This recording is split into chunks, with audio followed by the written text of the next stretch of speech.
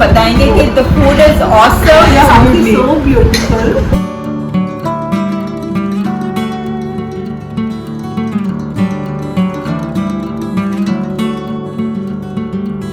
Hello everyone, welcome back to my another vlog. মোৰ ইউটিউবত থাম্বনেইলটো চাই আপোনালোকে নিশ্চয় গম পাইছে যে এইটো vlog হৈছে আমাৰ Ganapati সেলিব্ৰেশনৰ। A few moments later. আৰু এয়া মোৰ এতিয়া ডেকোৰেশন হৈ গল কৰি উঠি আপোনালোকে মোৰ লাষ্ট vlogতো দেখিছে মই কি কিনিছিলো তো বহুত বেছি বস্তু কিনা নাই যিখিনি অলপ কিনিছো সেইখিনিয়ে ধুনিয়াকে সজাইছো আৰু আপোনালোকে প্লিজ কমেন্ট জনাবলৈ নাপাহৰিব মোক যে ডেকোৰেশনটো কেনেকুৱা হৈছে আৰু এয়া চাওক ৰাতি 1:30 বাজি গৈছে তো মোৰ প্ৰায় 1.5-2 ঘণ্টা আগত মই ডেকোৰেশন কৰা ষ্টাৰ্ট কৰিছিলো কাৰণ পূজাৰ আৰু বাকি কামো আছিল বহুত কৰিবলৈ তো এয়া যিখিনি পাৰো কৰিছো আৰু পিছপিনে ধুনিয়াকে এটা লাইট লগাই দিছো ডেকোৰেশনটো মই সিম্পলে ৰাখিছো হোৱাইটত ধুনিয়াকে এনেদৰে নেট লগাই দিছো আৰু অকনমান স্লাইট লাইট পিংক কালাৰৰো এটা মই অকনমান ৰাখিছো ডেকোৰেশনটোত আৰু এতিয়াটো গণপতিটো ধুনিয়াকে ঢাকি থোৱা আছে আৰু অহাকালি আপোনালোকক দেখুৱাই আছো গুটেইখিনি কেনেকুৱা দেখাত হয় আৰু এয়া চাওক মোৰ অৱস্থা এতিয়া দেখুৱাই আছো অলপ আৰু গুটে ৰুমটোৰ অৱস্থা টায়াৰ্ড আৰু বস্তুবিলাক পুৰা খেলি মেলি হৈ আছে চাৰিওপিনে এয়া দেখিছে না মোৰ পিছপিনে অৱস্থা ৰাতিপুৱা চব ঠিক ঠাক কৰিব লাগিব আৰু ঠিক ঠাক কৰি পিনে ধুনীয়াকে স্থাপনা কৰিব লাগিব ভগৱানটো সো ভালদৰে আপোনালোকক দেখুৱাই আছো বাকিখিনি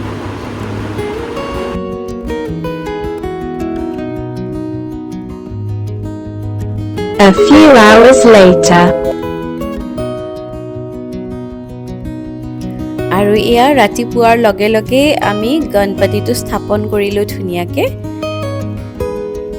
আৰু গণেশ বাবাৰ কাৰণে ধুনিয়াকে লাড্ডু মোদক আৰু তেওঁৰ ভালপোৱা ফল এনেকে দিবলৈ চেষ্টা কৰিছো আৰু মোদকটো চাওকচোন ইমান বেছি ধুনিয়া চকলেটৰ মোদক হয় মোৰ ইমান বেছি ভাল লাগিছিল দেখি মই গণেশ বাবাৰ বাবে লৈ আহিলো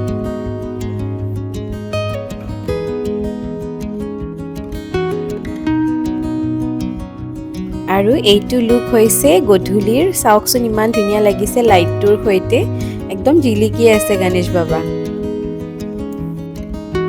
আৰু গণেশ চতুৰ্থীৰ সময়ত যেতিয়া আমি গণপতি স্থাপন কৰো ঘৰত ৰাতিপুৱা দুপৰীয়া আৰু ৰাতিৰ আৰতিটো বহুত বেছি দৰকাৰী আৰু এই তিনি টাইম আৰতি কৰিব লাগে আৰু তিনি টাইমে ভগৱানক যিকোনো ধৰণৰ প্ৰসাদ আগবঢ়ালে হ'ল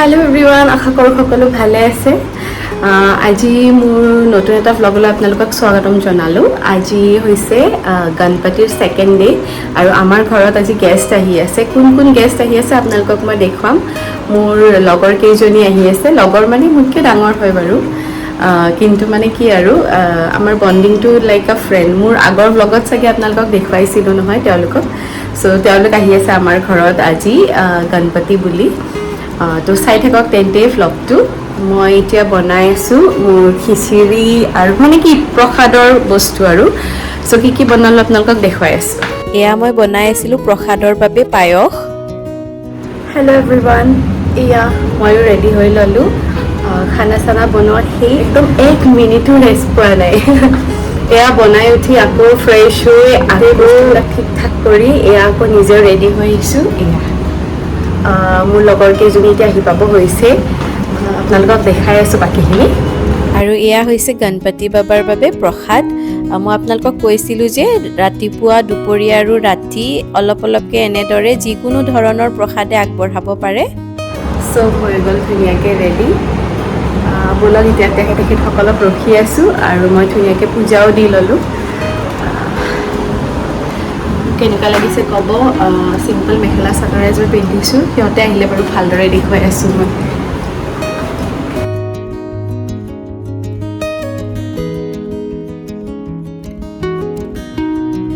আৰু এয়া বা কেইগৰাকী আৰু আন্টিগৰাকী আহি গ'ল আৰু এয়া মই অহাৰ লগে লগে তেওঁলোকক চাহ খাবলৈ দিলোঁ আৰু তাৰে পিছত তেওঁলোকে ধুনীয়াকৈ পূজা কৰিলে আৰু এয়া মই কি বনাইছিলোঁ আপোনালোকক দেখুৱাইছোঁ মই বনাইছিলোঁ লাবৰা বিলাহীৰ টক পাপৰ খিচিৰি আৰু পায়স मॉम के लिए तो हम बताएंगे कि द फूड इज ऑसम. इतना अच्छा खाना बनाया. आई थॉट कि बाजार से उसने मंगवाया है, but I am really impressed. मजा आ गया. Thank you, aunty. I'm ready for from your Samhita. faces the food is so good. I mean, you are so, I mean, I'm relishing it literally. Really. Yeah, Your house is absolutely. so beautiful. Your daughter is also, sorry, your daughter. Your daughter is so pretty. So pretty. এইটো video' তেওঁলোকে মোৰ মাক পঠাবলৈ দিছে আৰু অসমীয়া ষ্টাইলত হেনো প্ৰসাদটো খাই তেওঁলোকে বহুত বেছি ভাল পাইছে. আন্টিয়ে ভাবিছিল যে মই বাহিৰৰ পৰা চাগে বেলেগে যেনেকৈ অৰ্ডাৰ কৰি আনে পূজাৰ সময়ত তেনেকৈ আনিম, কিন্তু এনেদৰে ঘৰত বনোৱা দেখি পিনে বহুত বেছি ভাল পাইছে খাই. মই অলপ প্ৰসাদ তেওঁলোকক ঘৰৰ বাবেও পেক কৰি দিছিলোঁ. আৰু গণপতিৰ প্ৰথম দিনাখনৰ আলহী আমাৰ গ'লগে আৰু বহুত বেছি ভাল লাগিলে তেওঁলোকৰ লগত গণপতিৰ ফাৰ্ষ্ট দিনাখনে এনেদৰে স্পেণ্ড কৰি. Day 2. আজি হৈছে আমাৰ ঘৰত গণেশ পূজা আৰু এয়া আমাৰ পণ্ডিতজী আহি গ'ল. আহি তেখেতে নিজৰ কাম কৰা আৰম্ভ কৰি দিলে আৰু মই ভাবিলোঁ যে পূজা ষ্টাৰ্ট হোৱাৰ আগতে তেওঁক গামোচাখন পিন্ধাই দিওঁ. তেখেতে এতিয়া পূজাৰ বাবে যা যোগাৰখিনি কৰি আছে আৰু এতিয়া আমাৰ পূজাখন আৰম্ভ হ'বলৈ হৈছে.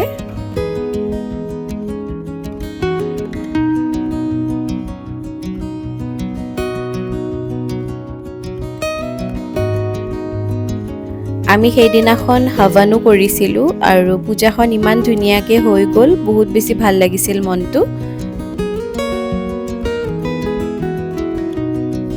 আৰু এয়া পণ্ডিতজীক চাওকচোন একদম ধুনীয়াকৈ গামোচা পিন্ধিছে. আৰু এইটো ভিডিঅ' মই ষ্টেটাছত দিওঁতে মোক বহুতে সুধিছে যে পণ্ডিতজীজন অসমীয়া নেকি? তেওঁ অসমীয়া নহয়, গামোচা পিন্ধাৰ কাৰণে সকলোৱে অসমীয়া বুলি ভাবিছে, তেওঁ ইয়াৰেই হয়.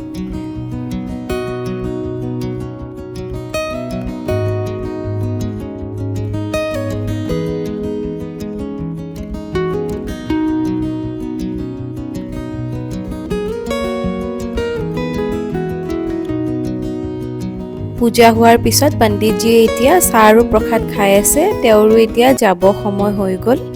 A few hours later.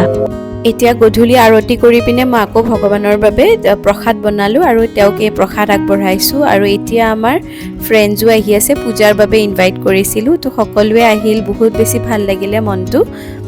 সকলোকে একেলগে প্ৰসাদো দিলোঁ. গণপতিৰ যে দিনকেইটা ইমান বেছি ভাল লাগিলে ন, আৰু যিখিনি মানুহ মাতিছোঁ সকলোৱে আহিল, তাৰ বাবে বহুত বেছি ভাল লাগিছিলে. ইয়াতে গণপতি স্থাপনা বহুতে নিজৰ ঘৰত কৰিম বুলি ভাবেও যদি বহুতৰে কৰা নহয়, কাৰণ গণপতি বাবা যিকেইদিন ঘৰত থাকে বহুত বেছি নিয়ম মানি চলিব লাগে. আমি প্ৰত্যেক বছৰে কৰি আহিছোঁ, তো আশা কৰিছোঁ যাতে গণপতি বাবাই এনেদৰে প্ৰত্যেক বছৰে আমাক তেওঁৰ সেৱাৰ সুযোগকণ দি যায়. মোৰ ভ্লগটো চাই আপোনালোকে কেনেকুৱা পালে প্লিজ জনাবলৈ নাপাহৰিব. থেংক ইউ ফৰ ৱাচিং.